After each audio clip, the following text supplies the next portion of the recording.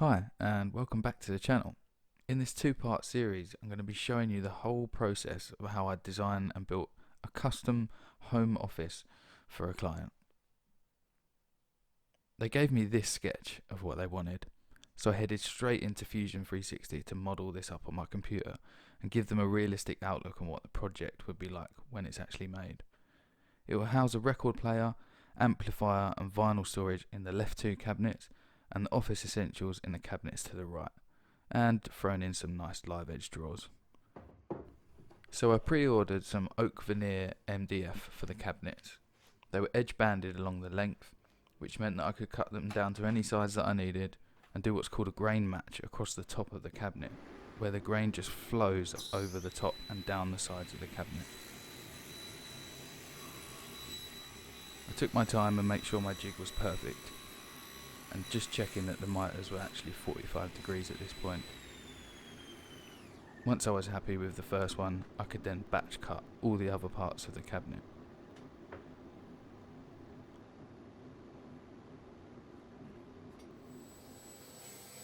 I could then cut all the internal shelves to the correct width and check for grain tear out. I could get to work by marking out the domino joinery for the shelves. I always take extra caution when planning out any kind of cuts. You only get one shot at making this right. So I used my domino joiner and cut all the mortises and checked them along the way just to make sure two of the cabinets were absolutely identical. You'll see why one of the cabinets is different later on.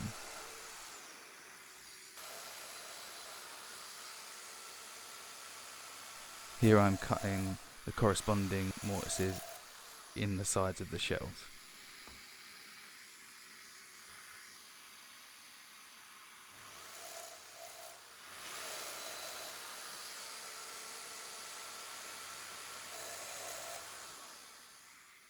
So here's one of the Instagram stories of the project while I was building it.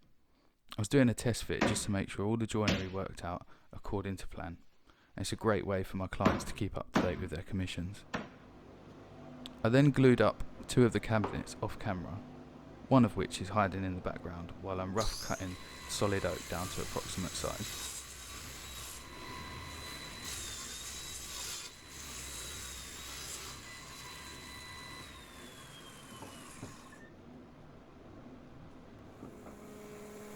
Then I could start to plane one face of the boards and make sure they're nice and flat, ready for the next step, which would be machining them down all to the same thickness.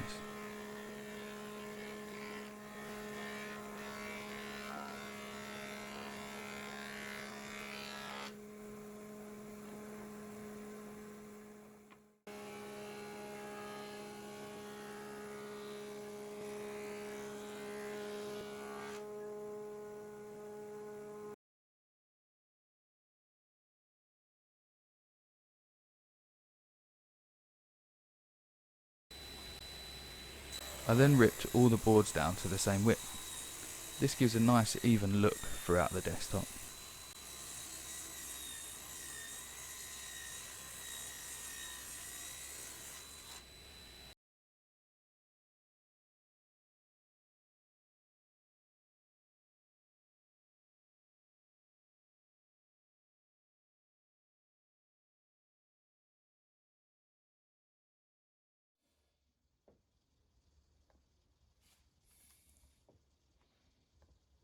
I glued all the boards into two separate sections of the tabletop, and here I'm marking out where I want the radius corner to be, and I'm using my laptop here for careful consideration just to make sure my cut won't interfere with any of the joinery previously made.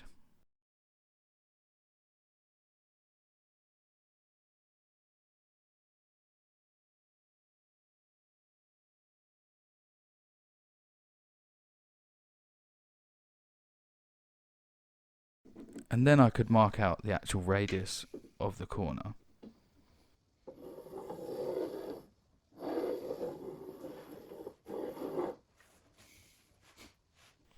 Now I could attach my radius cutting jig with the router and cut through the desktop in 3 or 4 light passes.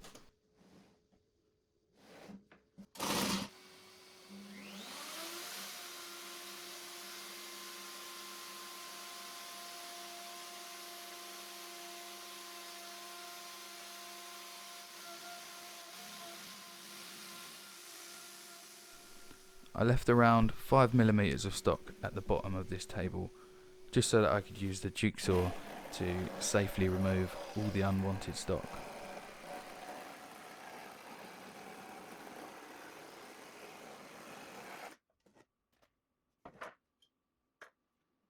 Now I could see the shape of the radius. It was time to go in and use a flush trim bit in the router just to clean up that edge and make sure everything's nice and square.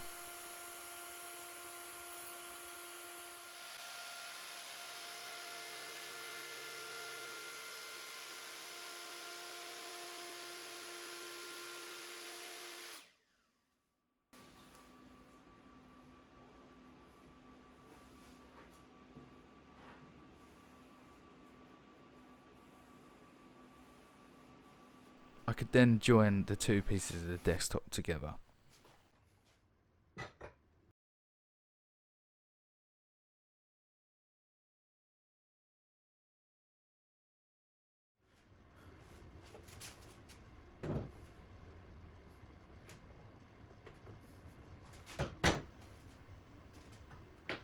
Now I was aware that there was an edge grain to end grain join here, so in part 2 you'll actually see me installing some custom made brackets underneath the desktop.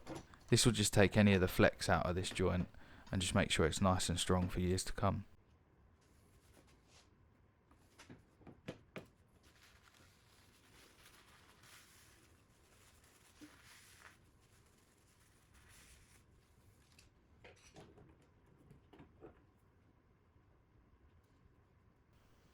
While the glue was drying, I could make a start on cleaning up the excess glue squeeze out from the cabinets and sanding them down ready for staining.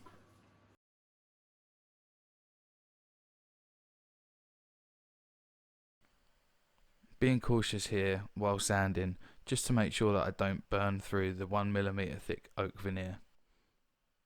Working my way up from 80 grit all the way to 240 grit and hand sanding any edges that I could. Applying the two-part finish is one of the best parts of any commission. No matter what product is used, it always brings the project to life.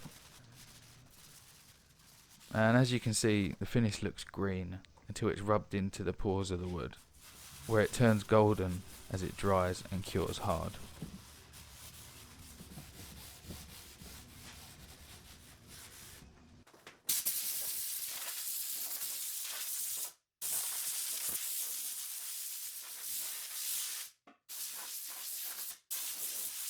Once the desktop had fully dried, I could start to sand the underside, starting at 80 grit and working my way up to 240 grit for a super smooth to the touch feel.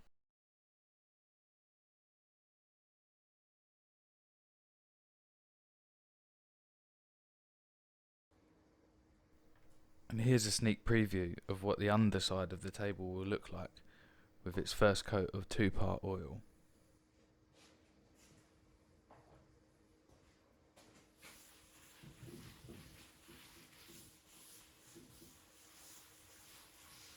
You'll see more of this in part 2, and also where I make the live edge drawers and the doors for the cabinets, and then the big day, the installation in the client's home.